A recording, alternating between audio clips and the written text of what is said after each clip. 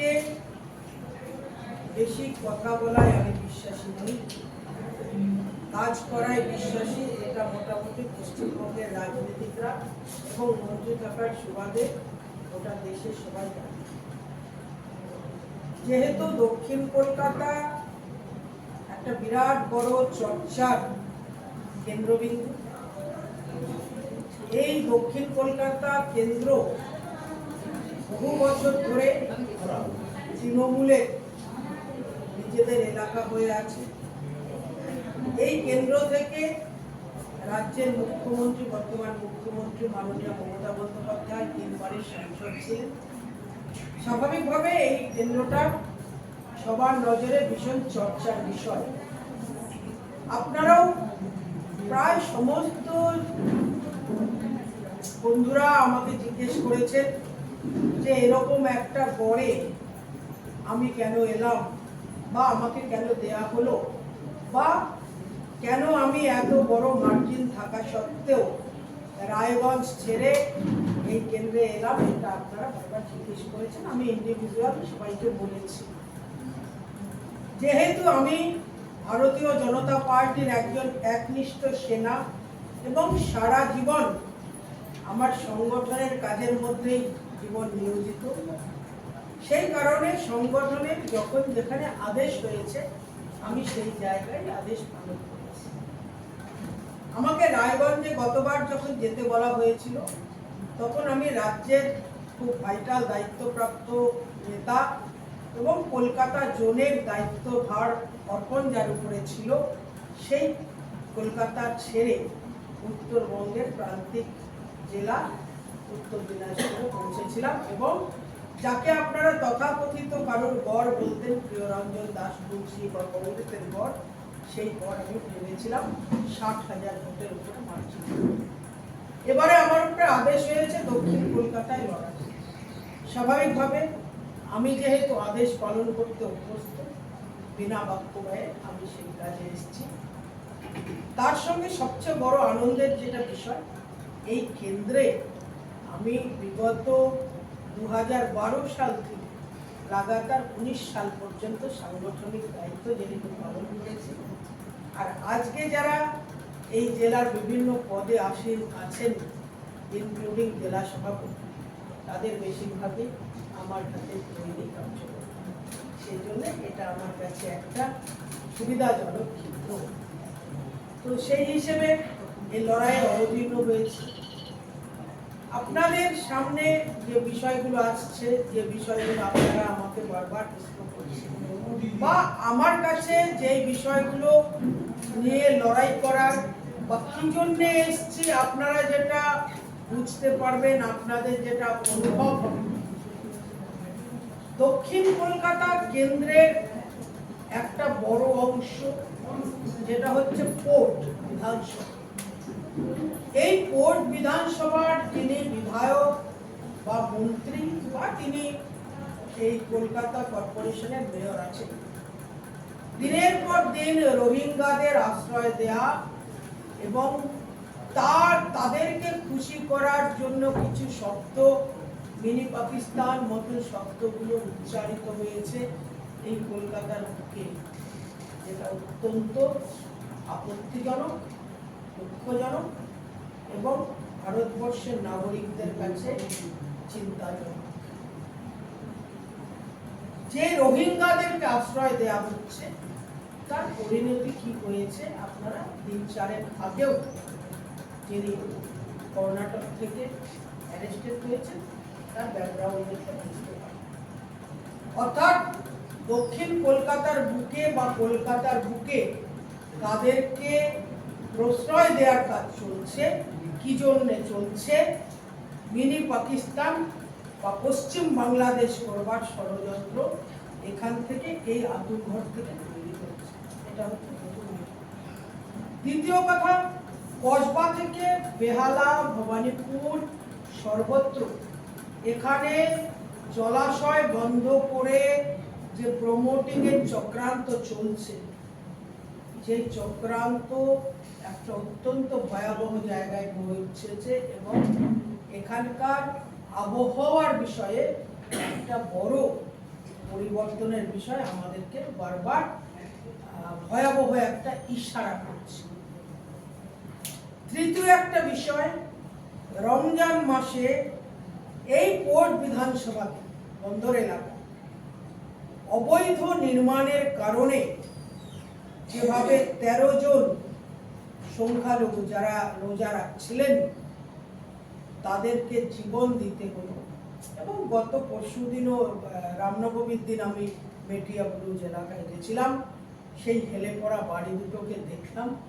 বাড়ি দুটোর কি করে স্যাংশন প্ল্যান হলো এই বিষয়ে বড় চিন্তা, বড় ভাবনার জায়গায় চলে এসছে সেখানকার মানুষজন বাড়িগুলো আমাকে দেখায়। অর্থাৎ অবৈধ নির্মাণ কলকাতার বুকে কি পরিমাণ হচ্ছে, প্রমোটারি রাজ দক্ষিণ কলকাতায় কিভাবে ছেয়ে গেছে, যেখানে যাদেরকে আপনারা গড় বলছেন সেই গড়টা কিসের গড়? সেই গড়টা তৃণমূলের গড় নামে কোনো উন্নয়নের গড় না দুর্নীতির গড়? আপনাদের সামনে এই প্রশ্নটা লুকিয়ে আছে।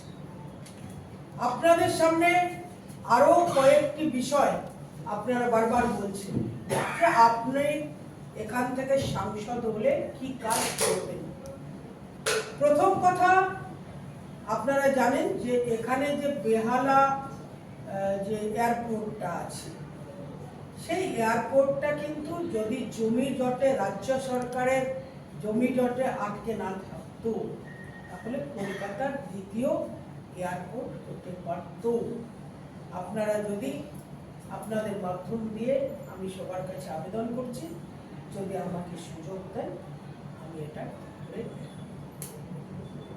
এই কলকাতার বুকে যারা বাঙালি বাঙালি বলে বিজেপিকে, শ্যামাপ্রসাদের বিজেপিকে যাদের দৌলতে এখানে পা রাখতে পেরেছেন, যারা সেই শ্যামাপ্রসাদ মুখার্জির বিজেপিকে যারা বহিরাগত শব্দ তকমা দেন, যার নামের সঙ্গে কালীঘাট শব্দ জড়িত হয়ে আছে, কালীঘাটের টালির চালার মেয়ে, সেই কালীঘাটের মহিলা, উনি এত বছর ধরে এখানকার সাংসদ থাকলেন, এত বছর ধরে মুখ্যমন্ত্রী আছেন। যে মনসা মঙ্গল কাব্যে যে আদি গঙ্গার উল্লেখ ছিল বা আদি গঙ্গাটা এখানে কত বড় বিধান ছিল, সেই আদি গঙ্গার আশপাশে 300-র মতো আশ্রম মন্দির আছে, সেই আদি গঙ্গা সংস্কার হতে পারে। সবচেয়ে বড় কথা, আপনারা হয়তো অনেকেই জানেন, অনেকেই জানেন, কালীঘাট মন্দিরে যিনি প্রথম পুরোহিত বা সেবাই, চৌরঙ্গী নাথ, সেই চৌরঙ্গী নাথ যার আশ্রম একটি আছে, যে আশ্রমের বেশিরভাগ জমি দখল হয়ে গেছে, যেই জমিটা আছে রবীন্দ্র সদনের পিছন দিকে, আশ্রমের বেশিটা জমি দখল হয়ে গেছে এবং অবহেলায় পড়ে আছে। এটাকে হেরিটেজ একটা করা উচিত ছিল। সবচেয়ে বড় কথা কি, যে কালীঘাটের সঙ্গে, ইমোশনের সঙ্গে চৌরঙ্গীনাথের এত বড় সম্পর্ক, তার নামে চৌরঙ্গী রোড ছিল। এই নাথ সম্প্রদায়ের মানুষজন চৌরঙ্গী নাথ রোড করতে চেয়েছিলেন, বিভিন্ন সময় মেয়রকে ওনারা আবেদন করেছিলেন, আমার কাছে সেই কপি ওরা দিয়েছে। সেই বিভিন্ন সময় ওনারা দাবি করেছেন, সেই রাস্তা চৌরঙ্গী রোড আজকে হারিয়ে গেল, জওহরলাল নেহরু রোড হয়ে গেল।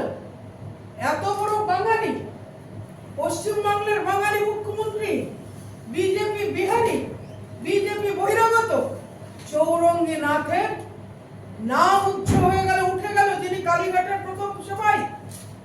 এর জবাব আমরা মুখ্যমন্ত্রীর কাছে ডাইরেক্ট চাইছি।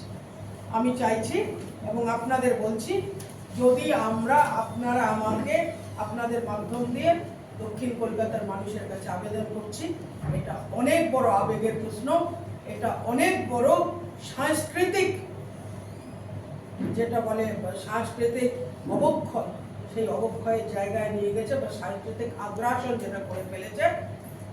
এখানে জওহরলাল নেহরুর একবার পা পড়েছে ওই রাস্তাটা, কি কারণে ওই রাস্তাটার নাম জওহরলাল নেহরু রোড হয় চৌরঙ্গীনাথ রোড থেকে? আজকে সেই জবাব দিতে হবে। এত বড় সংস্কৃতি দক্ষিণ কলকাতার উপরে। কালীঘাটের নামে কলকাতা, কালী কলকাতা বালি, সেই কালীঘাটের প্রথম সেবায়তকে অপমান করা হয়েছে। এর উত্তর দক্ষিণ কলকাতার মানুষকে দিতে হবে। গার্ডেন রিচ, খিদিরপুর, তারাতলা, মেটিয়াবুজ, বেহালা সমস্ত এলাকায়, বিস্তীর্ণ এলাকায় বহু কলকারখানা ছিল, দিনের পর দিন বন্ধ হয়ে গেছে।